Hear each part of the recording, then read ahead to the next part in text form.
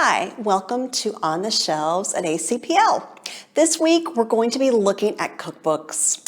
During the pandemic, I don't know about you, but I've been doing a lot of cooking, and while I like looking at recipes online, there's nothing like looking at a cookbook and looking at the beautiful pictures and deciding that's something that my family would enjoy eating. So we are going to look at a lot of different types of cookbooks today. I'm going to do 5 different videos. So this is video 1. So let's get started.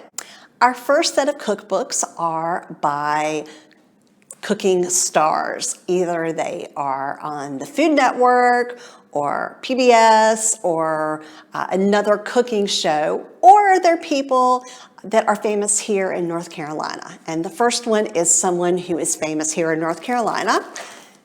This is Sara Foster's Southern Kitchen. And so what I really love about this cookbook, and this is the reason why I'm sitting today so that I can show things off, is that she has wonderful recipes with beautiful pictures. This one is of a barbecue sandwich. But then beyond that, she has underneath it says on the side. And so she gives you ideas of what sides you might have with certain dishes.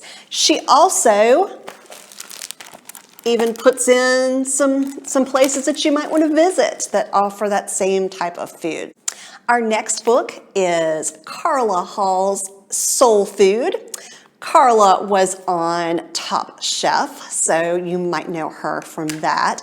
But the reason I picked this one is because she is has both everyday recipes and celebration recipes. So things that you could do on a busy weeknight, but also things you can do when you're having a family get-together, a celebration.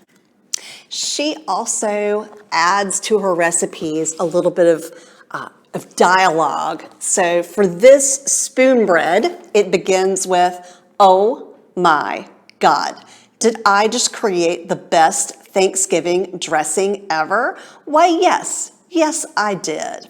So I always enjoy a little humor with my cookbooks. So if that is something that appeals to you, Carla Hall's Soul Food would be a great choice. Our next book is by a master chef contestant and winner. It is Claudias Casino by Claudia Sandoval.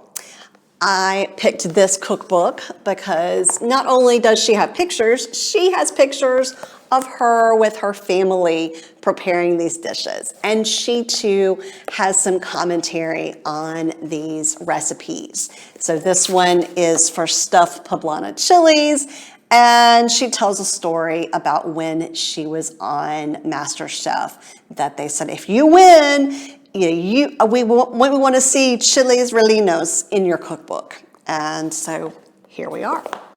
Our next book is Barefoot Contessa at Home by Ina Garten. She's also a popular cooking show star. And the reason I picked this cookbook is because it is very simple.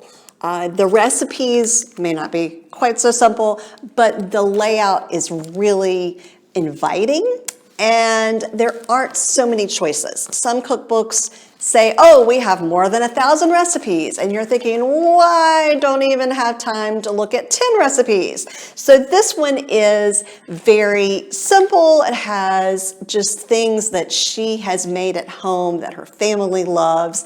And it also has some of that same commentary talking about how to do your grocery shopping, how to make a menu, how to do some of these things that go along with the cooking that we don't necessarily think about. Our final book in this group is Marcus Off Duty, The Recipes I Cook at Home by Marcus Samuelsson. He is a world-renowned chef, works in New York City now.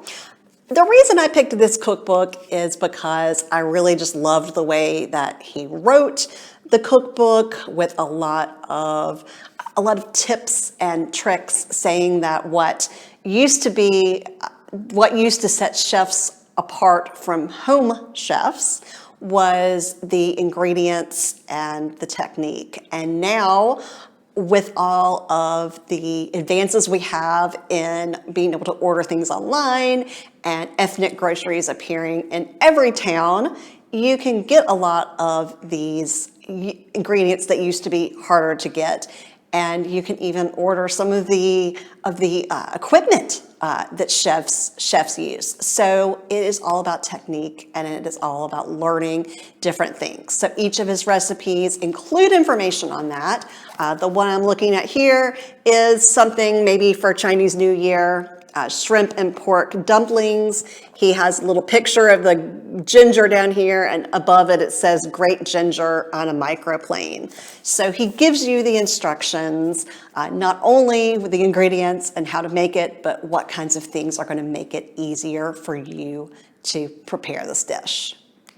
So that's our first group of cookbooks. Stay tuned for the next video to see what we have next. But if you do not watch another one, as always, you may put things on hold going through our catalog, alamantslibraries.org. And while you're there, we have a virtual new bookshelf for both adult and kids books, so check that out. Or if you want to put something on hold, you can always call one of our branches and we can help you do it. So enjoy your cooking, and we'll see you next time.